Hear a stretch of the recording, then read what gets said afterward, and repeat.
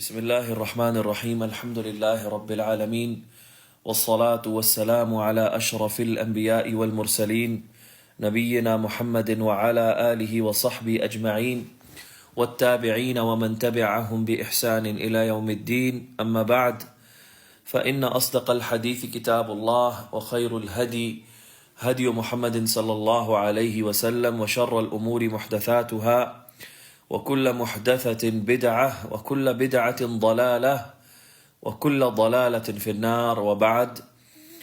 ابتدا کرتے ہیں اللہ سبحانہ و تعالی کی حمد و ثنا سے جو ہر قسم کی کبریائی، بڑائی اور تعریف کا مستحق و لائق ہے. اسی کی پاک ذات ہے کہ جو اکیلا خالق، مالک و رازق ہے، وہی پوری کائنات کے نظام کو چلانے والا، وہی زندگی اور موت عطا کرنے والا ہے. لہٰذا وہ اکیلا ہی مستحق ہے کہ اسی کی عبادت کی جائے اور اس کے ساتھ اس کی عبادت میں اس کی مخلوقات میں سے کسی کو بھی شریک نہ کیا جائے. اور اسی کی پاک ذات ہے کہ جس کے خوبصورت اور پیارے پیارے نام ہیں اور اس کے بلند و عالی صفات ہیں، جس کا اس نے اپنی کتاب عزیز میں بارہا ذکر کیا ہے اور جن کے بارے میں اس کے پیغمبر نے بخوبی بتلایا ہے.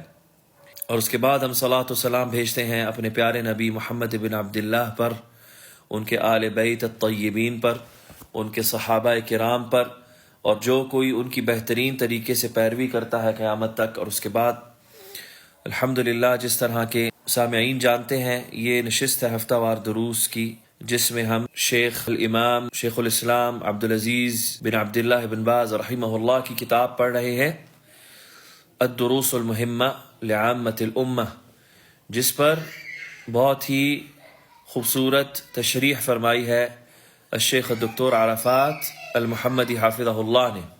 پچھلی جو نشست تھی اس میں ہم نے جو کلمہ لا الہ الا اللہ ہے اس کی جو 8 شرائط ہیں اس کا مطالعہ کیا تھا. اب آج کی نشست میں جو مؤلف یعنی کہ شیخ بن باز رحمہ اللہ فرماتے ہیں کہ یہ جو شروط ہیں، یہ جو 8 شروط ہیں، شرائط ہیں لا الہ الا اللہ کی، ان کو ان 2 اشعار کے بیتوں میں جمع کیا گیا. اور وہ جو بیت ہے وہ ہے علم یقین و اخلاص و صدق مع محبت وانقیاد والقبول لها وزید ثامنها الكفران منك بما سوى الالہ من الاشیاء قد اولها. یعنی یہ اشعار ہیں، کچھ ابیات ہیں شعر کے، جس میں یہ 8 شرائط بآسانی جمع کر دی گئی ہیں. اور وہ یہ کہتے ہیں علم، یقین، اخلاص اور تمہارے صدق کے ساتھ، اور محبت اور سپردگی اور اس کی قبولیت کے ساتھ، اور شامل کر دو 8ویں شرط اس میں کہ تمہاری طرف سے انکار ہر اس چیز کی جس کی عبادت کی جاتی ہے سوائے معبود برحق کے. تو اس کی تشریح میں شیخ فرماتے ہیں کہ یہ جو 2 بیت ہیں شعر کے، ان کا جو قائل ہے اس کا کوئی عطا پتہ نہیں آج تک، لیکن یہ مشہور ہیں اور منتشر ہیں اہل علم کی کتب میں. یعنی جس نے یہ شعر لکھا اس کا جو قائل ہے وہ جانا مانا نہیں، لیکن اہل علم کی کتب میں یہ شعر ملتا ہے.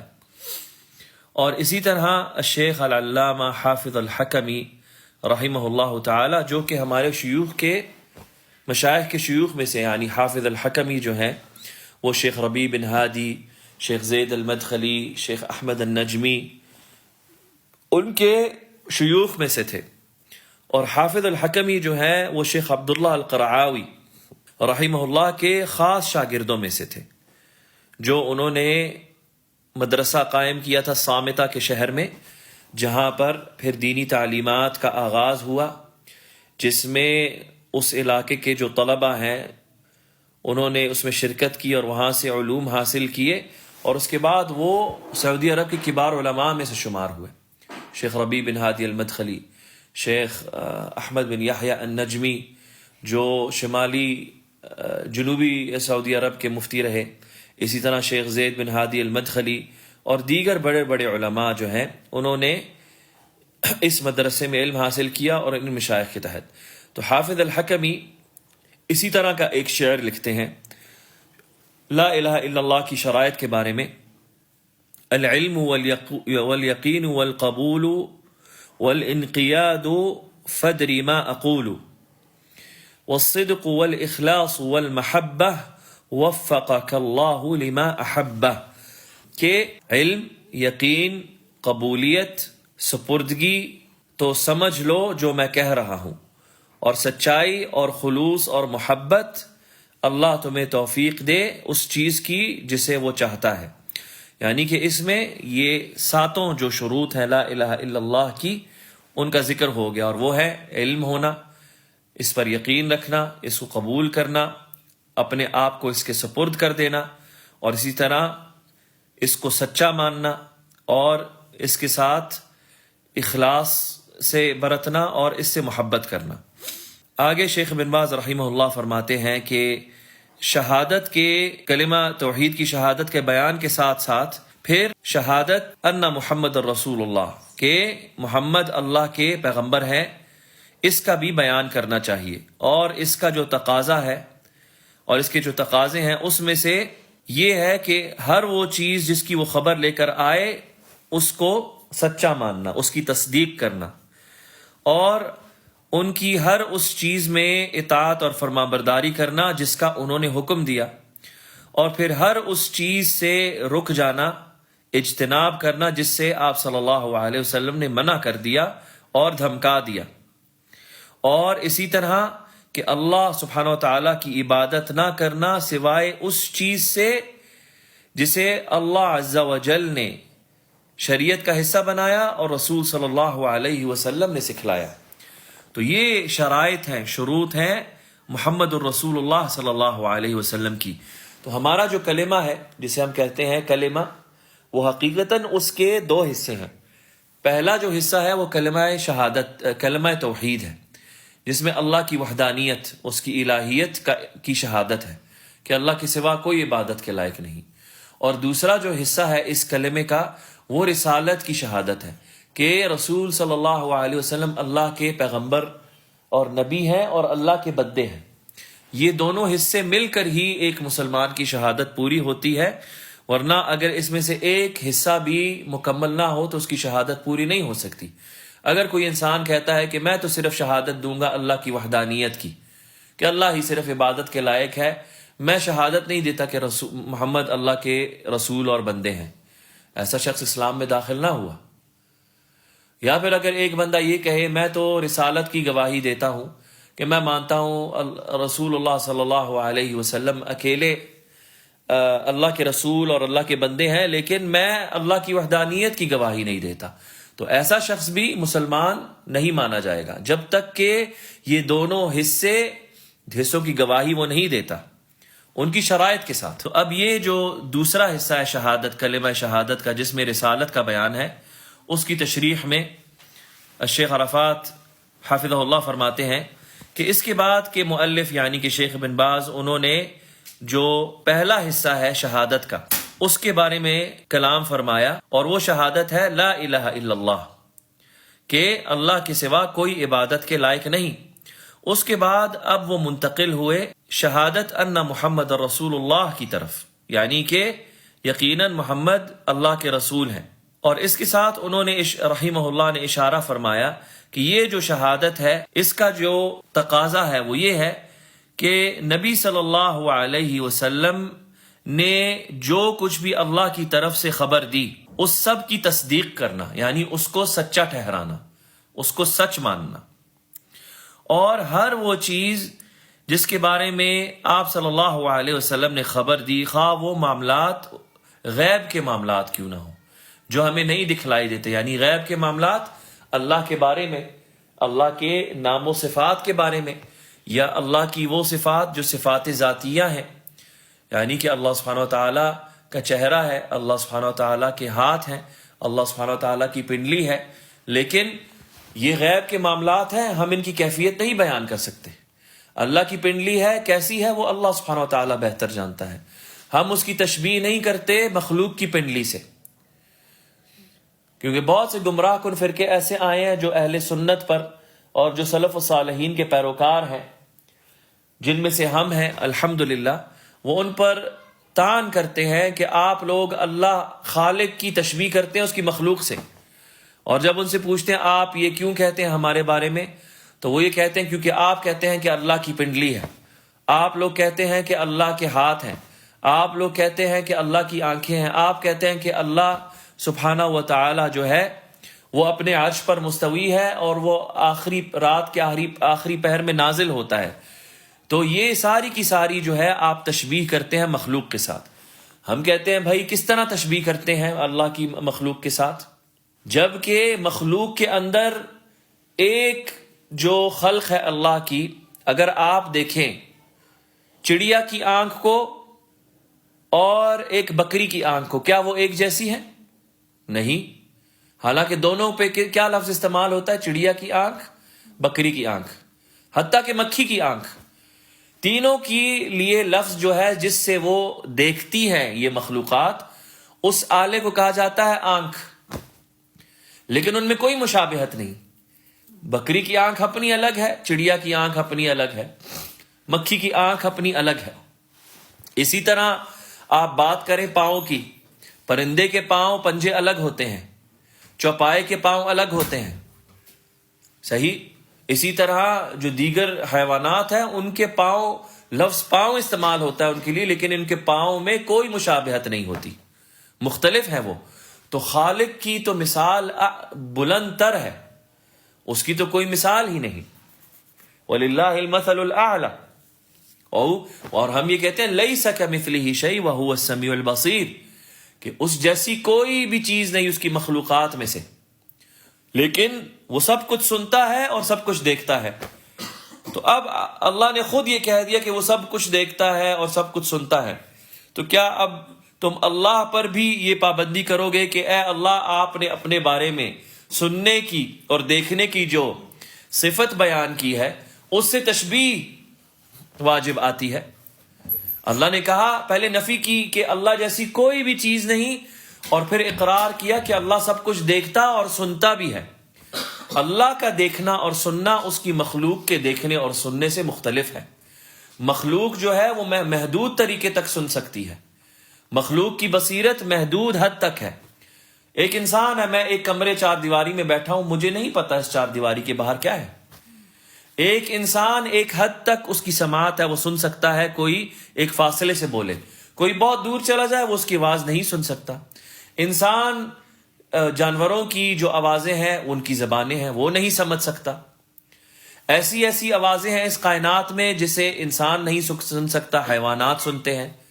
نبی صلی اللہ علیہ وسلم نے فرمایا کہ جب مردے کو عذاب ہوتا ہے قبر میں تو اس کی جو چیخ ہے وہ آسمانوں تک جاتی ہے اور اسے چرند پرند بھی سنتے ہیں، لیکن انسان نہیں سنتا. تو اللہ سبحانہ و تعالیٰ کے لیے بلند مثال ہے. تو ہم جب اللہ سبحانہ و تعالیٰ کے بارے میں اقرار کرتے ہیں اللہ کے نام و صفات کا، اللہ کی صفات ذاتیہ کہ اللہ کی پنڈلی ہے کیونکہ اللہ نے بتلایا ہے. ہم کہتے ہیں کہ اللہ کے ہاتھ ہیں کیونکہ اللہ اور اس کے رسول نے بتلایا ہے. آپ صلی اللہ علیہ وسلم نے فرمایا، ایک یہودی آیا آپ صلی اللہ علیہ وسلم کے پاس اور اس نے کہا کہ ہماری تورات میں، ہماری جو کتابیں ہیں جو موسیٰ علیہ السلام کو ملی تھی، اس میں لکھا ہوا ہے کہ اللہ سبحانہ و تعالیٰ قیامت والے دن ایک انگلی پر سارے آسمان کو رکھے گا، اپنی دوسری انگلی پر پوری ایک زمین کو رکھے گا، تیسری انگلی پر سارے جانوروں کو رکھے گا، چوتھی انگلی پر سارے پیڑوں کو رکھے گا، پانچویں انگلی پر یوں. تو نبی صلی اللہ علیہ وسلم حدیث میں آتا مسکرائے کہ ان کی داڑھ جو ہے وہ نظر آنے لگی. یعنی اگر یہ بات اس یہودی کی باطل ہوتی، غلط ہوتی، تو آپ صلی اللہ علیہ وسلم کہتے کہ مت تشبیہ کرو اللہ کی. لیکن نبی صلی اللہ علیہ وسلم نے کہا وما قدر اللہ حق قدرہ، آیت پڑھی قرآن کی کہ انہوں نے اللہ کی وہ قدر بیان نہ کی جس طرح کے بیان کرنا ان کا حق ہے. اور پھر آیت میں آگے آتا ہے کہ سارے کے سارے آسمان اور زمین لپٹے ہوئے اللہ کے ہاتھ میں ہوں گے، سارے کے سارے. اور صحابہ نے بھی یہ باتیں سنی، بار بار یہ آیات سنی. صحابہ نے کبھی نہیں پوچھا کیا اللہ کا ہاتھ ہمارے ہاتھوں جیسا ہے، کبھی پوچھا ہی نہیں، کیونکہ ان کو پتا تھا کہ اللہ کا ہاتھ ہے، کیسا ہے ہمارا کام نہیں ہے اس سے لینا دینا. اگر ہوتا تو اللہ اور اس کا پیغمبر خود بتلاتے کہ اس کی کیفیت کیا ہے. اس پر ایمان لانا واجب ہے. تو یہ ان غیبی امور میں سے ہے جو نبی صلی اللہ علیہ وسلم نے بتلایا، یا جنت کے معاملات، یا پھر دوزخ کے معاملات، یا پھر جو میت کے ساتھ جو معاملات پیش آتے ہیں قبر میں، یا برزخی معاملات، یا فرشتوں کی دنیا کے متعلق جو چیزیں ہیں، یا جنات کی دنیا سے متعلق جو چیزیں ہیں، یہ سارے کے سارے غیب کے معاملات ہیں۔ جو کچھ بھی نبی صلی اللہ علیہ وسلم نے ان غیب کے معاملات کے بارے میں بتلایا، اس پر اس کی تصدیق کرنا، اس کو سچا ماننا واجب ہے ہر مسلمان پر۔ اور چاہے یہ غیب کے معاملات ماضی میں ہوئے ہوں، جس طرح کہ نبی صلی اللہ علیہ وسلم نے بتلایا کہ اس کائنات کی ابتدا کیسے ہوئی، اللہ نے اس کائنات میں سب سے پہلے کیا بنایا، یا پھر یہ معاملات تعلق رکھتے ہوں مستقبل سے کہ قیامت سے پہلے کیا ہوگا، اور جب قیامت آئے گی تو اس وقت کیا برپا ہوگا، جب قیامت کا دن ختم ہو جائے گا تو جنت اور جہنم کے کیا معاملات ہیں، مستقبل کے معاملات ہیں۔ ان سب پر ایمان لانا اور ان کی تصدیق کرنا، یہ شہادت محمد الرسول اللہ کے تقاضوں میں سے ہے۔ اور اسی طرح ہر اس چیز پر کی تصدیق کرنا جو کچھ بھی انہوں نے بتلایا ہو، خواہ وہ غیبی امور میں سے ہی، غیبی امور کے علاوہ اور امور میں سے کیوں نہ ہو، اور ہر اس چیز اور ہر وہ چیز جس سے آپ صلی اللہ علیہ وسلم، جس کا آپ نے حکم دیا ہو یا جس سے آپ نے منع کیا ہو، تو واجب ہے کہ ان کی اس میں اطاعت کی جائے۔ اب یہ نہیں ہو سکتا کہ انسان کہے جو کچھ نبی صلی اللہ علیہ وسلم نے مجھے حکم دیا میں وہ کروں گا، لیکن جس چیز سے آپ صلی اللہ علیہ وسلم نے منع کیا ہے مجھ پر وہ واجب نہیں۔ دونوں چیزیں واجب ہیں۔ اسی طرح آپ صلی اللہ علیہ وسلم جن چیزوں کا حکم دیا ہے وہ اتنی ہی واجب ہے جتنا واجب وہ ہے کہ ان چیزوں کو ترک کرنا جن سے آپ صلی اللہ علیہ وسلم نے روکا۔ آپ صلی اللہ علیہ وسلم نے اپنی امت کو بارہا روکا کہ وہ اس دین میں نئے معاملات نہ گھڑیں، اور بدعات کی آپ صلی اللہ علیہ وسلم نے مذمت کی ہر موقع اور مکان پر۔ اور آپ صلی اللہ علیہ وسلم نے بتایا کہ جو بدعات ہیں دین میں، اس جو بدعات ہیں وہ بھی مردود ہیں اور ان کو کرنے والا بھی مردود ہے، خواہ وہ قولی بدعات ہوں یا فعلی بدعات ہوں۔ تو ہر وہ چیز جس سے نبی صلی اللہ علیہ وسلم نے منع کیا ہے وہ واجب ہے کہ اس کی اطاعت کی جائے، اس کو ترک کیا جائے۔ اور اسی طرح کہ ہم اللہ سبحانہ و تعالیٰ کی عبادت نہ کریں سوائے اس چیز کے ذریعے جو آپ صلی اللہ علیہ وسلم لے کر آئے، کیونکہ اللہ سبحانہ و تعالیٰ نے ہدایت کو آپ کی اطاعت کے ساتھ جوڑ دیا ہے۔ ایک بندہ اگر یہ چاہتا ہے کہ اس کو مکمل ہدایت ملے صراط مستقیم پر، تو اسے نبی صلی اللہ علیہ وسلم کی پیروی کرنی ہوگی مکمل طور پہ۔ وہ اس میں سے اس کا اختیار نہیں کہ میں یہ چن لوں گا، یہ کروں گا یا نہیں کروں گا، اسے مکمل طور پر اطاعت کرنی ہے۔ اور اطاعت کے سر فہرست یہ ہے کہ نبی کیا لے کر آتا ہے، سب سے پہلی چیز کہ بندے جو ہیں وہ اپنے معبود کی عبادت کریں، اور عبادت کس طرح کریں، جس طرح وہ نبی سکھلا رہا ہے، کیونکہ وہ نبی جو ہے وہ پیغمبر ہے اللہ کی طرف سے، اور اللہ بتلاتا ہے اپنے بندوں کے تم نے میری یوں عبادت کرنی ہے، اس طریقے سے عبادت کرو گے تو اللہ کی بارگاہ میں قبول ہے، اس طریقے سے ہٹ کے عبادت کرو گے تو 100 سال بھی کرتے رہو اللہ کی بارگاہ میں مردود ہے۔ یہ مطلب ہے نبی صلی اللہ علیہ وسلم کے ذریعے سے عبادت کرنا اللہ سبحانہ و تعالیٰ کی، کہ اس طریقے سے جو آپ نے سکھلایا۔ تو ہدایت صراط المستقیم پر جوڑ دی گئی ہے آپ صلی اللہ علیہ وسلم کی پیروی سے۔ تو آپ صلی اللہ علیہ وسلم کی اطاعت کے بغیر کوئی ہدایت ہی نہیں، اور نہ ہی کوئی خیر ہے، اور نہ ہی کوئی کامیابی، اور نہ ہی کسی قسم کی نجات ہے، سوائے کہ آپ صلی اللہ علیہ وسلم کی سنت کو اور آپ کے طریقے کو تھاما جائے۔ اور آپ صلی اللہ علیہ وسلم کے حقوق ہیں جنہیں اللہ سبحانہ وتعالیٰ نے اس امت پر واجب قرار دیا ہے، تو ہم پر یہ واجب ہے کہ ہم ان کی رسالت پر ایمان لائیں، اور یہ بھی کہ ان کی رسالت جو ہے وہ سارے لوگوں کے لیے عام ہے، یہ نہیں کہ رسالت صرف عربوں کے لیے ہے، کیونکہ آپ صلی اللہ علیہ وسلم عربی تھے۔ یہ جو معاملہ تھا یہ آپ صلی اللہ علیہ وسلم سے پہلے جو پیغمبر تھے ان کا یہ معاملہ تھا کہ وہ جس قوم کی طرف بھیجے جاتے تھے وہ انہی کے پیغمبر اور انہی کے نبی ہوا کرتے، ان کی پیروی دوسری قوموں پر واجب نہ ہوتی۔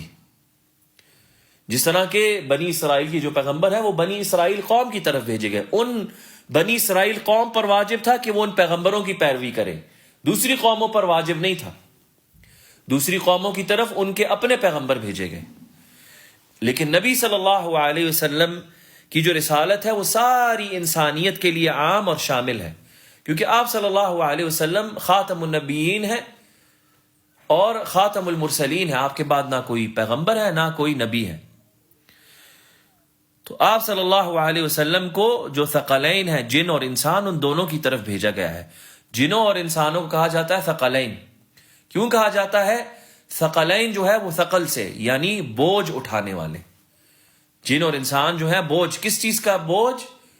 جواب دہی کا بوجھ اللہ کے سامنے قیامت والے دن، اپنے اعمال کا۔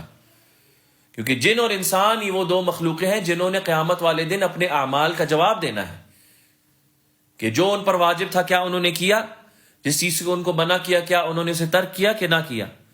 کیونکہ فرشتے بھی اللہ کی مخلوق ہیں لیکن وہ جواب دہ نہیں ہے اللہ کے سامنے۔ کیوں؟ کیونکہ وہ نافرمانی جانتے ہی نہیں، ان کا اختیار ہی نہیں، وہ صرف اللہ کی فرمانبرداری کرتے ہیں۔ تو اسی لیے ثقلین کہا جاتا ہے۔ اور اللہ سبحانہ و تعالیٰ نے آپ صلی اللہ علیہ وسلم کو خاتم النبیین اور المرسلین بنا کر بھیجا، اور ہم اس چیز پر بھی ایمان لاتے ہیں اس کے ساتھ کہ آپ صلی اللہ علیہ وسلم نے اپنی امانت ادا کر دی، یعنی اپنی رسالت کی، اپنی پیغمبری کی، اور جو رسالت تھی اللہ سبحانہ وتعالیٰ کی طرف سے اس کی تبلیغ کر دی، اور اللہ سبحانہ وتعالیٰ نے آپ صلی اللہ علیہ وسلم کے ذریعے سے اس دین کو مکمل فرما دیا۔ تو آپ صلی اللہ علیہ وسلم وفات نہیں پائے سوائے اس کے کہ اللہ سبحانہ وتعالیٰ نے اس عظیم دین کو مکمل کر دیا، اور اسی سے اپنی نعمت بھی لوگوں پر تمام کر دی۔ اللہ سبحانہ وتعالیٰ سورۃ المائدہ میں فرماتا ہے اليوم اکملت لکم دینکم واتممت علیکم نعمتی ورضیت لکم الاسلام دینا، کہ آج میں نے تمہارے لیے تمہارا دین مکمل فرما دیا اور تم پر اپنی نعمت کو تمام کر دیا اور اسلام کو تمہارے لیے بطور دین چن لیا۔ اور اسی طرح مسلمانوں کے دین میں سے جو معلوم چیز ہے وہ یہ ہے کہ آپ صلی اللہ علیہ وسلم معصوم تھے کہ وہ اس پیغام میں سے کسی بھی چیز کو چھپائیں۔ مطلب مسلمانوں کا اس پر سب کا یکجا اتفاق ہے کہ آپ صلی اللہ علیہ وسلم نے اللہ کی طرف سے جو آخری پیغام تھا، جس میں قرآن ہے، یہ پوری شریعت ہے، اس میں سے آپ صلی اللہ علیہ وسلم نے کچھ بھی نہیں چھپایا۔ اور اسی طرح یہ بھی کہ آپ صلی اللہ علیہ وسلم جھوٹ بولنے سے بھی معصوم تھے، یعنی اللہ نے آپ کو جھوٹ بولنے سے بچا رکھا تھا۔ اور ساری کی ساری امت اس چیز کی شہادت دیتی ہے کہ آپ صلی اللہ علیہ وسلم نے اس پیغام کی تبلیغ اسی طرح پہنچا دی جس طرح کہ اللہ سبحانہ تعالیٰ نے انہیں حکم دیا تھا، اور اس تبلیغ کا بیان بھی کر دیا، اور اس چیز کا بیان بھی فرما دیا آپ صلی اللہ علیہ وسلم نے جو ان پر نازل ہوا تھا ان کے رب سبحانہ و تعالیٰ کی طرف سے۔ تو اللہ سبحانہ و تعالیٰ نے ہمیں یہ خبر دی ہے کہ یہ دین مکمل ہو چکا ہے، اور یہ دین تب مکمل ہوا ہے جب آپ صلی اللہ علیہ وسلم نے اس کی تبلیغ پہنچا دی، اس کی تبلیغ پہنچا دی، کیونکہ دین کی معرفت ان کی تبلیغ کے علاوہ ہو ہی نہیں سکتی۔ تو اسی لیے یہ معلوم ہے کہ جتنا بھی دین ہے سارے کا سارا جس کو اللہ سبحانہ وتعالیٰ نے بطور بندوں پر شریعت بنا کر بھیجا، وہ آپ صلی اللہ علیہ وسلم نے سکھلا دیا۔ اسی طرح ہم آپ صلی اللہ علیہ وسلم کی عصمت پر ایمان رکھتے ہیں، ہمارے ایمان کا حصہ ہے کہ آپ صلی اللہ علیہ وسلم معصوم ہیں۔ معصوم کا کیا مطلب؟ کہ آپ صلی اللہ علیہ وسلم سے نہ گناہ ہوتے ہیں، آپ صلی اللہ علیہ وسلم جو ہے نہ وہ جھوٹ بولتے ہیں، اور نہ آپ صلی اللہ علیہ وسلم سے کسی قسم کی کوتاہی ہوتی ہے دینی فرائض میں، شریعت کی تبلیغ کے فرائض میں۔ اور اللہ جل فی علا جو ہے اسی نے آپ صلی اللہ علیہ وسلم کو بچا کر رکھا ہے۔ اللہ سبحانہ و تعالیٰ فرماتا ہے سورۃ المائدہ میں یا ایھا الرسول بلغ ما ارسل الیک من ربک، کہ اے پیغمبر تبلیغ کر دیجئے اس چیز کی جو آپ پر آپ کے رب کی طرف سے نازل ہوا ہے۔ وَإِن لَمْ تَفْعَلْ فَمَا بَلَّغْتَ رِسَالَتَهُ، اور اگر آپ یہ نہ کریں گے تو پھر آپ نے پیغام نہیں پہنچایا۔ واللہ یعصمک من الناس، اور یقیناً اللہ آپ کو لوگوں سے بچائے گا۔ تو یہ دلیل ہے آپ صلی اللہ علیہ وسلم کی عصمت کی، اور یہ کہ اللہ سبحانہ وتعالی نے آپ صلی اللہ علیہ وسلم کو محفوظ رکھا ہے۔ اور اسی طرح ہم ایمان لاتے ہیں کہ آپ صلی اللہ علیہ وسلم کی اطاعت اور پیروی واجب ہے، اور یہ بھی کہ آپ صلی اللہ علیہ وسلم کی جو شریعت ہے اس کی پیروی کرنا بھی اسی طرح واجب ہے۔ اور ہم یہ بھی ایمان لاتے ہیں کہ آپ صلی اللہ علیہ وسلم سے محبت کرنا بھی واجب ہے، کیونکہ اللہ سبحانہ وتعالی نے اس محبت کو ہم پر واجب قرار دیا ہے۔ اللہ سبحانہ وتعالی قرآن میں فرماتا ہے سورۃ التوبہ میں، قل ان كان آباؤكم وابناؤكم واخوانكم وازواجكم وعشيرتكم واموال اقترفتموها وتجارة تخشون كسادها ومساكن ترضونها احب اليكم من الله ورسوله وجهاد في سبيله فتربصوا حتى يأتي الله بأمره والله لا يهدي القوم الفاسقين، کہ کہہ دیجئے اے پیغمبر کہ اگر تمہیں تمہارے والد اور تمہارے بیٹے اور تمہارے بھائی اور تمہاری بیویاں اور تمہارا قبیلہ قنبہ اور تمہارا وہ مال جو تم کماتے ہو، اکٹھا کرتے ہو، اور وہ تجارت جس کے گھاٹے سے تم ڈرتے ہو، اور وہ محل اور وہ گھر جن سے تم راضی ہو، تمہیں اللہ اور اس کے رسول اور اس کی راہ میں جہاد کرنے سے زیادہ عزیز ہیں، تو پھر انتظار کرو جب تک کہ اللہ اپنا معاملہ نہیں لے آتا، یعنی کہ اللہ عذاب نہیں لے آتا، اور اللہ فاسق قوموں کو ہدایت نہیں دیتا۔ یعنی اس آیت میں واضح بیان ہے کہ اے لوگوں کی طرف پیغام ہے کہ اے پیغمبر ان سے کہہ دو، لوگوں سے، مسلمانوں سے، کہ اگر تمہیں تمہارے والدین، تمہیں تمہارے بچے، تمہارے بھائی، تمہارے قبیلہ قنبہ، تمہاری بیویاں، تمہارا مال جو تم اکٹھا کرتے ہو کما کر، تمہاری تجارت جس کے گھاٹے سے تم ڈرتے ہو، تمہارے عیش و آرام کی جو منزلیں تمہارے گھر ہیں، یہ سب تمہیں اللہ اور اس کے رسول اور اس کی راہ میں جہاد کرنے سے زیادہ عزیز اور محبوب ہیں، تو پھر انتظار کرو کہ اللہ تم پر عذاب لے کر، یعنی کہ یہ تم پر اولا ہونا چاہیے ان سب چیزوں سے کہ اللہ اور اس کے رسول کی محبت اور ان کے راہ میں جہاد کرنا وہ تمہیں زیادہ عزیز اور محبوب ہونا چاہیے۔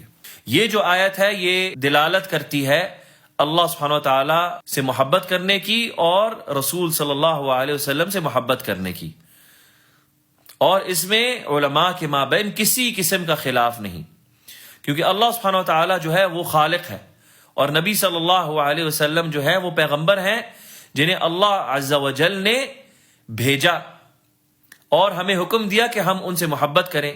تو اسی لیے اللہ سبحانہ و تعالی نے سورہ آل عمران میں فرمایا، قل ان کنتم تحبون اللہ فاتبعونی یحببکم اللہ ویغفر لکم ذنوبکم واللہ غفور الرحیم، کہ کہہ دیجئے اے پیغمبر ان سے کہ اگر تم اللہ سے محبت کرتے ہو تو میری پیروی کرو، اللہ تم سے محبت کرے گا اور تمہاری مغفرت فرمائے گا، تمہارے گناہوں کی مغفرت فرمائے گا تمہارے لیے، اور بے شک اللہ سبحانہ و تعالی مغفرت فرمانے والا اور رحمت کرنے والا ہے۔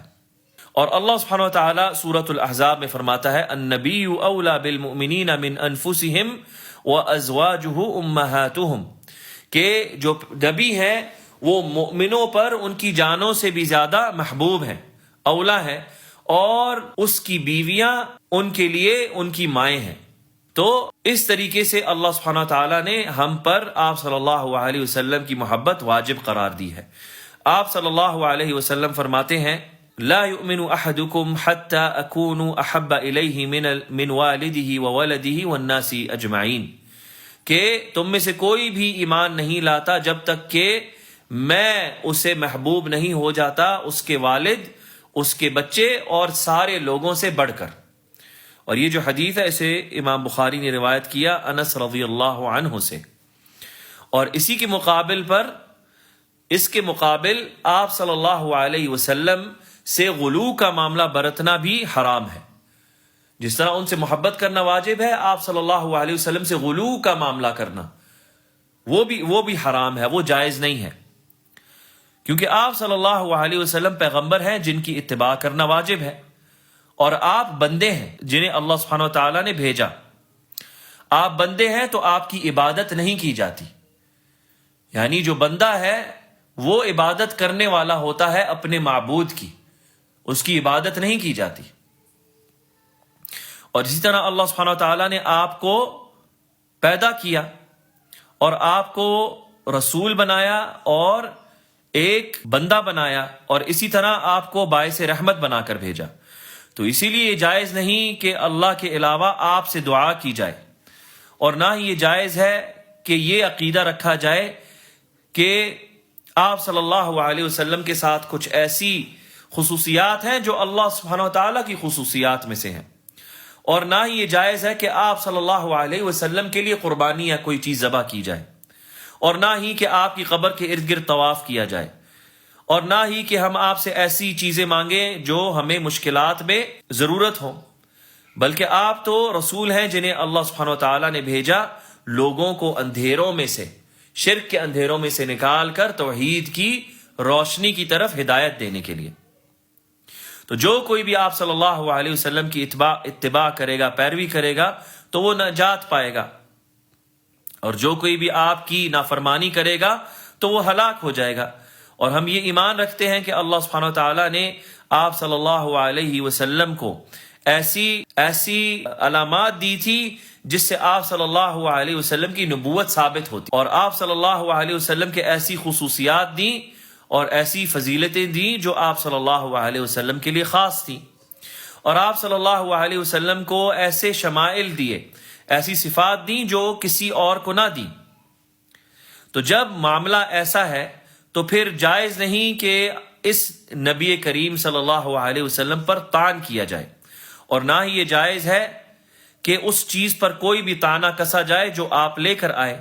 تو جو کوئی بھی آپ پر یا اس چیز پر جس کی آپ نے خبر دی طعن کرتا ہے، اس کو برا بھلا کہتا ہے، تو ایسا شخص جو ہے وہ کفر کرتا ہے اس پر جو محمد صلی اللہ علیہ وسلم لے کر آئے۔ تو اسی لیے اللہ سبحانہ وتعالیٰ نے آپ کو بطور رحمت بنا کر بھیجا۔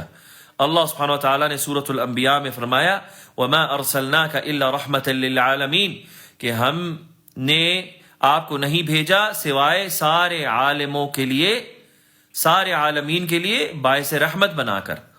اور اسی طرح اللہ سبحانہ وتعالیٰ نے آپ صلی اللہ علیہ وسلم کو بطور نعمت بنا کر بھیجا۔ لقد من اللہ علی المؤمنین اذ بعث فیہم رسولا من انفسہم یتلو علیہم آیاتہ ویزکیہم ویعلمہم الکتاب والحکمت وان کانوا من قبل لفی ضلال مبین، کہ یقیناً اللہ نے مومنوں پر انعام کیا کہ جب ان میں انہی کے مابین میں سے ایک رسول ان کی طرف بھیجا جو ان پر اس کی آیات تلاوت کرتا ہے اور ان کا تزکیہ کرتا ہے اور ان کو کتاب سکھلاتا ہے اور حکمت، جبکہ اس سے پہلے وہ کھلی گمراہی میں تھے۔ سورۃ آل عمران کی آیت ہے۔ تو یہ مختصر چیزیں ہیں جو یہاں پر بیان ہوئی، جو ہم پر واجب ہیں کہ ان پر ہم ایمان رکھیں اور یہی ہمارا عقیدہ ہو نبی صلی اللہ علیہ وسلم کے تعلق سے۔ تو یہ ضروری ہے کہ ہم یہ جان لیں کہ اللہ سبحانہ وتعالیٰ نے ان چیزوں کو آپ صلی اللہ علیہ وسلم کے لیے خاص بنا دیا، بلکہ آپ صلی اللہ علیہ وسلم کو خصوصیت دے دی ان چیزوں سے، اور آپ کو چن لیا اور آپ کا مقام بلند کر دیا، اور آپ کو انبیاء اور مرسلین میں سے سب سے بہترین بنا کر بھیجا۔ تو اسی لیے آپ یہ پائیں گے کہ علماء جو ہیں وہ جب بھی آپ صلی اللہ علیہ وسلم کے خصائص ذکر کرتے ہیں جو باکثرت ہیں، جو کہ آپ صلی اللہ علیہ وسلم کی سنت میں ملتے ہیں، جس پر علماء کا اجماع ہے، اور یہ جو خصائص ہیں آپ صلی اللہ علیہ وسلم کے، ان کا تعلق ان کی دنیاوی زندگی اور اخروی زندگی سے بھی ہے، آخرت کی زندگی سے بھی ہے۔ تو آپ صلی اللہ علیہ وسلم کی وہ خصائص، وہ خصوصیات جو آخرت سے تعلق رکھتی ہیں، جو اللہ کی کتاب میں اور نبی صلی اللہ علیہ وسلم کی سنت میں ہمیں ملتی ہے، ان میں سے یہ ہے کہ اللہ سبحانہ وتعالیٰ نے آپ صلی اللہ علیہ وسلم کو وہ شخص بنایا ہے جس کے لیے قیامت کے روز سب سے پہلے قبر کھولی جائے گی۔ سب سے پہلے قبر میں سے آپ صلی اللہ علیہ وسلم، ان کی قبر کھولی جائے گی، اور اسی طرح آپ صلی اللہ علیہ وسلم کو جو مقام محمود ہے اس سے نوازا جائے گا. یہ وہ مقام ہے جس سے اعلیٰ مقام کسی مخلوق کے لیے نہیں ہوگا. کسی مخلوق کو یہ مقام نہیں ملے گا، اور اللہ سبحانہ و تعالیٰ نے اس کا وعدہ نبی صلی اللہ علیہ وسلم سے کیا ہے. اور اسی طرح آپ صلی اللہ علیہ وسلم کے خصائص میں سے ہے کہ آپ کو جنت کا سبز لباس پہنایا جائے گا سب سے پہلے. اور اسی طرح آپ صلی اللہ علیہ وسلم کو قیامت میدان محشر میں حمد کا پرچم تھمایا جائے گا. اور اسی طرح آپ صلی اللہ علیہ وسلم روز قیامت جو ہے وہ انبیاء کے خطیب ہوں گے. یعنی جب سب انبیاء پیچھے ہٹ جائیں گے تو آپ صلی اللہ علیہ وسلم آگے بڑھ کر لوگوں کے لیے خطابت کریں گے، اللہ سے مخاطب ہوں گے. اور اسی طرح آپ صلی اللہ علیہ وسلم ہی وہ شخصیت ہیں کہ جن پر اللہ سبحانہ و تعالیٰ ایسے کلمات ان کے دل میں ڈالے گا جو اللہ سبحانہ و تعالیٰ کی حمد و ثنا سے ہیں، جو کسی اور کو عطا نہ کیے جائیں گے. تو آپ صلی اللہ علیہ وسلم اللہ کی اس طرح کی حمد و ثنا بیان کریں گے اس روز جو اس سے پہلے کسی نے نہ کی ہوگی. اور اسی طرح آپ صلی اللہ علیہ وسلم صاحب وسیلت ہیں اور صاحب فضیلت بھی ہیں. یعنی کہ آپ صلی اللہ علیہ وسلم اپنا اللہ سبحانہ تعالیٰ سے وسیلہ جو ہے وہ مانگیں گے اپنے قوم کے لیے، اپنی قوم کے نیک لوگوں کے لیے. اور اکثر جو انبیاء میں سے سب سے زیادہ تابعدار قیامت کے روز آپ صلی اللہ علیہ وسلم کے ہوں گے. یعنی کہ سب سے بڑی امت محمد صلی اللہ علیہ وسلم کی ہوگی انبیاء میں سے. اور اسی طرح اللہ سبحانہ تعالیٰ نے آپ صلی اللہ علیہ وسلم کو خصوصی جنت میں سے ایک نہر عطا فرما دی، جس کا ذکر اللہ سبحانہ تعالیٰ نے سورۃ الکوثر میں کیا ہے، انا اعطیناک الکوثر، کہ یقیناً ہم نے آپ کو کوثر عطا کر دی. یہ جنت کی ایک نہر ہے. اور اسی طرح اللہ سبحانہ تعالیٰ نے آپ صلی اللہ علیہ وسلم کو میدان محشر میں ان کا حوض عطا فرمایا ہے، جس میں سے آپ صلی اللہ علیہ وسلم کے امتی پانی پیئیں گے. اور اسی طرح آپ صلی اللہ علیہ وسلم کے خصائص میں سے یہ بھی ہے کہ آپ کے جو نسب ہے وہ منقطع نہیں ہوگا قیامت والے دن. آپ کا جو نسب ہے وہ منقطع نہیں ہوگا قیامت والے دن. اور اسی طرح آپ صلی اللہ علیہ وسلم انبیاء میں سے سب سے پہلے ہوں گے جو صراط کے اوپر سے عبور کریں گے. جو صراط جہنم کے اوپر بچھائی جائے گی جنت میں جانے کے لیے، اس پر سے سب سے پہلے آپ صلی اللہ علیہ وسلم گزریں گے. اور اسی طرح آپ صلی اللہ علیہ وسلم کی امت جو ہے، کیونکہ یہ آخری امت تھی لیکن یہ سب سے پہلی امت ہوگی اس صراط کو پار کرنے والی. تو یہ جو ہے آپ صلی اللہ علیہ وسلم کی رسالت کی جو شہادت ہے، اور آپ صلی اللہ علیہ وسلم کی شہادت کے جو تقاضے ہیں، اس کی جو شرائط ہیں، اور اسی طرح آپ صلی اللہ علیہ وسلم کی جو خصوصیات ہیں، اس کا مختصر بیان تھا. انشاءاللہ اسی پر کفایت کریں گے آج کے درس میں. السلام علیکم ورحمۃ اللہ وبرکاتہ. استاد محترم وعلیکم السلام ورحمۃ اللہ وبرکاتہ. ہمارے ہاں کچھ لوگوں کا دعویٰ ہے کہ داڑھی کو ایک مٹھ ماپ کر باقی کاٹ لینی چاہیے. میرا سوال یہ ہے، کیا چاروں مذاہب فقہی میں سے یہ عمل کسی سے ثابت ہے؟ گو کہ ہم پر اطاعت تو فقط رسول اللہ صلی اللہ علیہ وسلم کی واجب ہے، اور اگر اس عمل کو کوئی اپنے مسلک سے منسوب کرے تو کیا یہ مقلد کہلائے گا؟ جو مسئلہ ہے داڑھی کی حد کا کہ داڑھی کتنی لمبی ہونی چاہیے، تو یہ ہمارے سلف جو ہیں ان کے وقت سے لے کے اس وقت تک جو ہے اس میں اختلاف پایا جاتا ہے.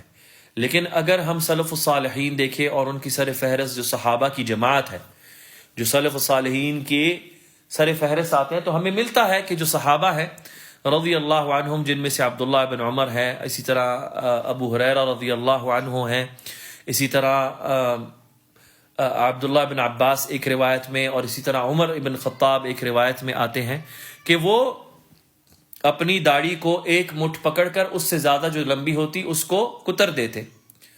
اور یہ صحیح اسانید سے ان سے متواتر طور سے یہ ثابت ہے. اور اسی طرح جو چار فقہی مذاہب ہیں ان سب کے ہاں داڑھی کو ایک مٹھ پکڑ کر اس سے زیادہ جو ہے اسے کتر دینا یہ مستحب ہے.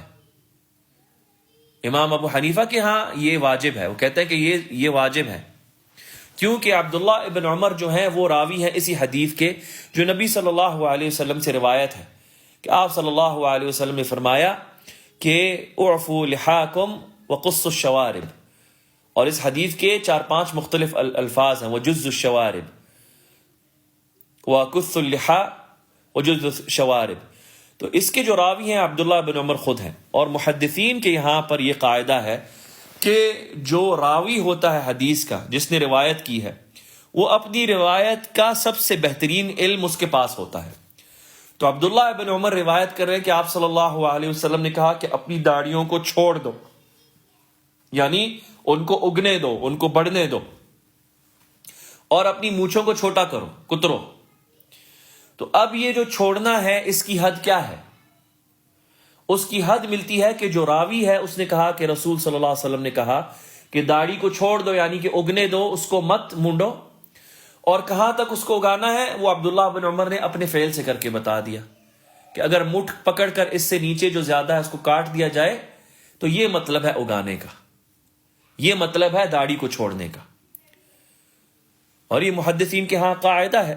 تو امام ابو حنیفہ نے کہا کیونکہ راوی نے خود، جس نے روایت کی داڑھی کے بارے میں، وہ خود کاٹ رہا ہے اور کسی اور صحابی نے ان کی مخالفت نہیں کی، ان پر انکار نہیں کیا ان کے اس فعل کا، تو لہٰذا یہ اجماع سکوتی ہے. اجماع سکوتی مطلب کہ صحابی نے کوئی فعل کیا ہو، دوسرے صحابہ ان کے ارد گرد ہوں، کسی نے بھی ان کے اس فعل پر انکار نہ کیا ہو، اعتراض نہ کیا ہو، یہ اجماع سکوتی ہے علماء کے ہاں. اور یہ جماہیر فقہاء اور اہل الحدیث اور محدثین کا موقف ہے داڑھی کے معاملے میں. اکثریت نے اپنی داڑھی لی. امام مالک، امام دار الحجرہ، وہ بھی اس کے قائل تھے. اسی طرح امام احمد بن حنبل بھی اس کے قائل تھے. اسی طرح امام الشافعی بھی اس کے قائل تھے. تو سارے جو فقہ کے مدارس ہیں ان سب کے ہاں یہ عمل مستحب ہے، سوائے امام ابو حنیفہ کے، وہ اس کو واجب کہتے ہیں. صحیح. اور کچھ جو علماء ہیں انہوں نے کہا ہے کہ نہیں، داڑھی کو کاٹنا جو ہے وہ جائز ہی حرام ہے. اور ان میں سے شیخ ابن عثیمین، الشیخ ابن باز رحمہ اللہ، اور جو نجد کے ہمارے مشائخ ہیں، دعوت السلفیہ کے مشائخ ہیں، ان کا یہ قول ہے. اور وہ مجتہدین ہیں اس میں، اور ان کے کچھ اسلاف انہیں اس میں ملتے ہیں. لیکن جو جماہیر ہیں اور جمہور اہل العلم ہیں، صحابہ، تابعین، اتباع تابعین، ائمۃ الدین میں سے، وہ داڑھی کی مٹھ سے زیادہ جو اس کی حد ہے اس کو کاٹنے کے مستحب ہونے کے قائل ہیں. بارک اللہ فیکی. اور ایسے شخص کو مقلد آپ کہہ سکتے ہیں اس کو، ہاں اس نے تقلید کی، کس کی؟ صحابی کی، جس نے خود روایت کی یہ حدیث. تو اگر مقلد سے یہ مراد ہے کہ اس نے تابعداری کی تو نعم، اسے کہا جا سکتا ہے، اس میں کوئی مذمت نہیں ہے اس کے لیے. بارک اللہ فیکی. اہل سنت والجماعت کے عقیدے اور سنت کے مطابق حکمران وقت کو نصیحت کی جاتی ہے عوام الناس میں سے کوئی قبر پرستی اور شرک میں ڈوبے ہوئے افراد اور اس کفریہ نظام کی شکایت کرنا چاہے تو کیا کرے؟ عام انسان کی آواز کیسے حکومت تک پہنچائی جائے، اور کیا عام انسان مکلف ہے اس عمل پر جبکہ وہ شرعی علم حاصل کر رہا ہو؟ جی بے شک، جو اہل سنت والجماعت ہے، ہمارا یہ عقیدہ ہے کہ ہم حکمرانوں کی اتباع کرتے ہیں. حاکم وقت جو ہے اسے، جو اس کی اگر غلطیاں، اسے نصیحت جو ہے وہ علیحدگی میں دی جاتی ہے، نہ کہ لوگوں کے سامنے سر عام. تو یہ ہر مسلمان کے لیے نہیں ہے کہ ہر کوئی سمجھے کہ میں نے اس کا دیکھا عمل، میں جا کے نصیحت کروں. یہ ہر کسی کے لیے نہیں ہے، ہر کسی کو مسئول نہیں بنایا گیا.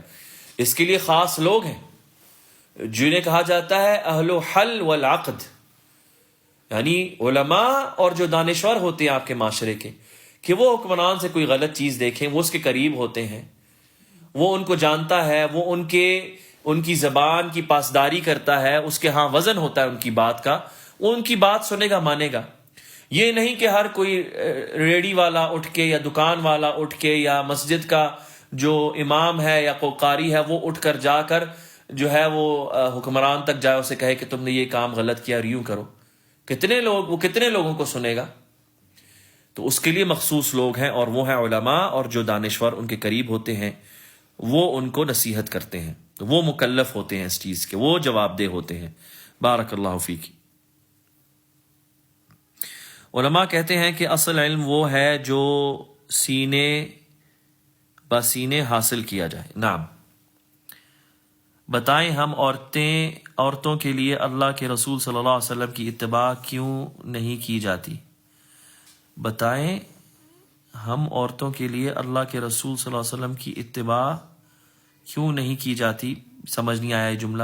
جیسے وہ عورتوں کو خاص الگ سے انتظام کرتے تھے، کیا عورتیں دین سے محبت نہیں کر سکتیں؟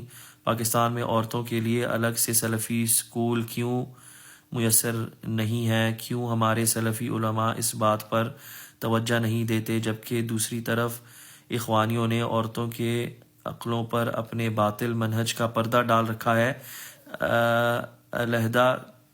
الہدا کی طالبات کثرت سے پڑھنے جاتی ہیں، یعنی اخوانیوں میں اضافہ ہو رہا ہے. آپ کا یہ جو ایک اعتراض ہے کہ علماء پر، تو علماء نے تو نہیں منع کیا. علماء نے کب منع کیا کہ عورتیں علم حاصل نہ کریں؟ علماء نے تو کبھی اس چیز سے منع نہیں کیا، لیکن عورتوں کا علم حاصل کرنا بنسبت مردوں کے علم حاصل کرنے میں فرق ہے. مردوں کا دعوت سرگرمیاں، دین کی دعوت و اشاعت میں ان کا جو کردار ہے وہ عورتوں سے مختلف ہے، وہ شانہ بشانہ تو نہیں ہے. جی بالکل، علماء جب یا طلاب العلم اپنی مجالس جب منعقد کرتے ہیں، کیا انہوں نے کیا پابندی لگا رکھی ہے کہ آپ ان کے درس میں شرکت نہ کریں؟ کس نے کہی ہے یہ بات؟ یہ اعتراض بالکل غلط ہے آپ کا. بارک اللہ فیکی. کیا آپ اس وقت یہ درس نہیں سن رہی اپنے گھر میں حفاظت سے بیٹھی ہوئی؟ کیا آپ سوال نہیں کر رہی؟ کیا آپ کو جواب نہیں مل رہا ہے؟ تو جہاں جہاں جس کے لیے جو میسر ہے، ان کی مساجد میں جہاں جہاں پر اہل سنت سلفی ہیں، وہ ہمیشہ عورتوں کے لیے خصوصی اہتمام کرتے ہیں. سارے دروس دیکھ لیں آپ جتنے بھی ہیں دنیا میں، خواہ وہ علماء کے جو عرب ممالک ہیں اس میں وہاں پر کانفرنسیں ہوتی ہوں، ان کے ہفتہ وار دروس ہوں، ان کے ماہانہ دروس ہوں، جو بھی ہوں، ہمیشہ اس میں آپ پوسٹر پہ دیکھیں کہ عورتوں کے لیے مخصوص مقام میسر ہے. کس نے کہی ہے یہ بات کہ وہ اس پر توجہ نہیں دیتے؟ کس نے کہی ہے یہ بات؟ بالکل غلط اعتراض ہے آپ کا، معذرت سے. یہاں پر آپ دیکھ لیں، اسلام آباد میں جب سے دعوت شروع ہوئی ہے پچھلے 5-6 سال سے، مرکز الدارمی، پھر مکتبہ سلفیہ اب وہ بن گیا، وہاں پر بھی دیکھیں عورتوں کا الگ ہال تھا. عورتیں آتی تھیں وہاں پر، قرآن کی تعلیم حاصل کرتی تھیں، دروس میں شرکت کرتی تھیں، کیونکہ مخصوص مقام تھا. ابھی بھی مکتبہ سلفیہ میں اسی طرح موجود ہے، عورتیں جاتی ہیں. اسی طرح مسجد بن باز راولپنڈی میں، وہاں پر بھی یہی انتظام ہے الحمدللہ. مخصوص جگہ ہے ان کے لیے. لاہور میں جو ہمارا سینٹر ہے، ہمارے بھائیوں کا دعویٰ سینٹر ہے جو مسجد سنہ نبویہ ہے، اس میں عورتوں کے الگ فلور ہے. ماجن والی جو مسجد ہے ہمارے ساتھیوں کی سلف الصالح، اس میں جو ہے الگ سے مسجد کے اندر، کیونکہ وہ پاسماندہ علاقہ ہے، لیکن عورتوں کی شرکت کے لیے جب بھی وہاں پہ کانفرنس ہوئی ہمیشہ اہتمام کیا گیا، اس کے ساتھ ایک تمبو لگایا گیا. کون کہتا ہے اس چیز کو کہ اس کی چیز پر جو ہے وہ توجہ نہیں دی جاتی؟ بارک اللہ فیک. آپ کی بات بالکل غلط ہے، ابداً. جو جہاں تک تعلق ہے الہدا کا یونیورسٹی اور وہ جو کرتے ہیں وہ ان کا معاملہ ہے، انہوں نے کر لیا، کیونکہ ہماری وہ تعداد نہیں، تو اس وجہ سے یہ کہنا کہ ہمارے علماء ہم اس پہ توجہ نہیں دیتے، یہ تو بات بالکل غلط ہے. آپ کا یہ جو اعتراض ہے بالکل جگہ پر نہیں ہے. بارک اللہ فیک. جی نعم، بالکل ایسی بات نہیں ہے. لیکن اس کے ساتھ ساتھ آپ یہ دیکھیں کہ الہدا جو فرحت ہاشمی نے جو اپنا الہدا مرکز اور یونیورسٹی اور یہ سب کچھ شروع کیا ہے، اللہ ان کو ہدایت دے، اللہ ان کو ہدایت دے، اللہ ان کو درستگی اپنانے کی توفیق عطا فرمائے. لیکن آپ دیکھیں انہوں نے جس طرح کا پورا ایک سیٹ اپ کھڑا کیا ہے، اس میں تو اب، اور یہ مشاہدہ کی چیز میں بات کر رہا ہوں، یہ اپنے ظن سے بات نہیں کر رہا. اکثریت جو ہے الہدا میں جو عورتیں جاتی ہیں، جو بہنیں جاتی ہیں، علم حاصل کرتی ہیں، آپ دیکھیں ان کا جو رویہ ہے دعوت اور دین کی اشاعت سے، آپ دیکھیں ہو بہو انہوں نے مردوں کی دین و اشاعت اور عورتوں کی دین و اشاعت میں ان کے رویے میں کوئی فرق نہیں رہی. ہم جانتے ہیں بہت ساری ایسی عورتیں جو اپنی دین سیکھنے اور اس کی جو جستجو ہے اور اس کی محبت ہے اپنی جگہ پر ہے، ہونی چاہیے، وہ اس کو تقدیم دیتی ہیں اپنے گھر بار، اپنے خاوند کو، اپنے ماں باپ کی تیمارداری، ان کی جو انہوں نے ان کی ڈیوٹیز ہیں اس سے بڑھ کر. بہت سارے ہم گھرانے جانتے ہیں اس طرح کے جو گھرانے برباد ہو گئے، ان کی سوچ جو ان میں ڈالی گئی ہے کہ تم نے تو باہر نکل کر اور عورتوں میں دین عام کرنا ہے اور تم نے نکلنا ہے، کسی اور نہیں کرنا، وہ اپنا گھر بار جو ہے اس کو داؤ پہ لگا دیتی ہیں. ہمارا بالکل یہ رویہ نہیں ہے سلفیوں کا. ہم کہتے ہیں ہماری عورتیں سیکھیں. جب وہ اپنے خاوند کے حقوق پورے کر لے، اپنے والدین کی حقوق پورے کر لے، اور وہ اپنی عبادت گھر میں پوری کر لے، اس کے پاس فراغ ہے، اس کے پاس وقت ہے، اس کے پاس استطاعت ہے، ذہنی استطاعت ہے، مال ہے، وہ کر سکتی ہے. ان ساری چیزوں کو کمپرومائز کیے بغیر وہ کر سکتی ہے. الحمدللہ، اللہ اس کو جزائے خیر دے، وہ ہماری یہ بہن کرتی ہے، حالانکہ اس پر وہ واجب نہیں ہے. اور کچھ بہنوں کو کرنا بھی چاہیے، کیونکہ کچھ ایسے علوم ہیں جو عورت کے گھٹنے کے پاس بیٹھ کر ہی حاصل کرتی ہے، جس طرح قرآن کا تلفظ ہے. کیونکہ صحیح کوئی بہنیں سیکھیں گی قرآن کا صحیح تلفظ، اس کی تجوید سیکھیں گی، تو اس کے پاس ہی بیٹھ کر، یا آن لائن سسٹرز اس کے پاس بیٹھ کر اپنا تلفظ صحیح کریں گی، تو یہ ضروریات میں سے ہے. لیکن جو طریقہ الہدا کا ہے کہ عورتیں جو ہیں وہ اپنی پرائرٹی دین کی اشاعت اور دعوت کو بنا لیتی ہیں، جس پہ اپنے گھروں کو کمپرومائز کر لیتی ہیں، یہ بالکل غلط بات ہے. وہ ہمارے لیے کوئی بطور مثال چیز نہیں ہے. بارک اللہ فیکی. تو الحمدللہ آپ جہاں پر بھی، اگر آپ لاہور میں رہتی ہیں، الحمدللہ آپ کے پاس وہاں پر لاہور دعویٰ سینٹر ہے، آپ کے پاس مسجد سنہ نبویہ ہے، ہمارے ساتھی وہاں پر دعوت کر رہے ہیں، بہنیں جاتی ہیں، استفادہ کر رہی ہیں. اسلام آباد میں رہتے ہیں، یہاں پر مکتبہ سلفیہ ہے، وہاں پر آپ استفادہ کر سکتے ہیں. اسی طرح آپ کا سندھ میں ہے، وہاں پر مسجد ہے الحمدللہ. اسی طرح ڈڈیال میں، کشمیر میں، آزاد کشمیر میں مسجد ہے، وہاں پر بھی عورتوں کے لیے مخصوص جو ہے وہ الگ جگہ ہے. بلکہ وہاں پر ایک زمانے میں مدرسہ ہوا کرتا تھا شروع میں، جہاں پر بچیاں جو ہے وہ آ کے حتیٰ کہ دنیاوی تعلیم حاصل کیا کرتی تھی، لیکن جو دنیاوی کنسٹرینز ہیں اس کی وجہ سے وہ مدرسہ پوری طرح چل نہیں پایا، حالانکہ اس کی فیسلٹی ساری موجود ہے ان کے پاس. تو اس پر بالکل کیوں نہیں اس پر توجہ دی جاتی. بارک اللہ فیکی. نہیں، بارک اللہ فیکی. لیکن اس طرح آپ کی بات سے یوں لگا، معذرت کی کوئی بات نہیں، بات سے یوں لگا یا کوئی پڑھے تو اس طرح وہ بات لگ رہی تھی کہ جس طرح جان بوجھ کے توجہ نہیں دی جا رہی. بلکہ آپ یہ دیکھیں کہ عموماً جو اہل الحدیث ہیں انڈو پاک میں، یہ صرف ایک وہ ہیں جن کی مساجد میں عورتوں کی نماز کے لیے کوئی جگہ بنائی جاتی ہے. آپ دیکھیں جو حنفی مقلد ہیں یہاں پر، جو دیوبندی اور بریلوی ہیں، جو دیگر ہیں، ان کی مساجد میں تو سرے سے جگہ ہی نہیں ہوتی عورتوں کے لیے، سرے سے جگہ نہیں ہوتی. تو الحمدللہ کم سے کم ان کے ہاں یہ اہتمام تو ہے کہ عورتوں کے لیے جگہ ہوتی ہے. اب وہ بات الگ ہے کہ حتیٰ کہ ہم نے بھی یہ محسوس کیا ہے کہ جب ہم سفر کرتے ہیں، ہم اپنی بیویوں، بہنوں کے ساتھ، ماؤں کے ساتھ کہیں جاتے ہیں، تو ہم اگر رکتے ہیں نماز پڑھنے کے لیے، ہم انہیں مسجد میں بھیجیں تو وہ ہمیشہ بتاتی ہیں عورتوں کی جگہ ہمیشہ خالی ہوتی ہے، عورتیں خود نہیں جاتی. وہ رجحان نہیں ہے، اس کو پیدا کرنا پڑے گا، اس کو پیدا کرنا پڑے گا، اور وہ وقت کے ساتھ ساتھ ہی آتا ہے. بارک اللہ فیکی. معذرت کی کوئی بات نہیں. بارک اللہ فیکم. انشاءاللہ اگلے ہفتے کو اللہ سبحانہ وتعالیٰ نے چاہا تو ہم نشست کو جاری رکھیں گے. سبحانک اللہم و بحمدک، اشہد ان لا الہ الا انت، استغفرک و اتوب الیک.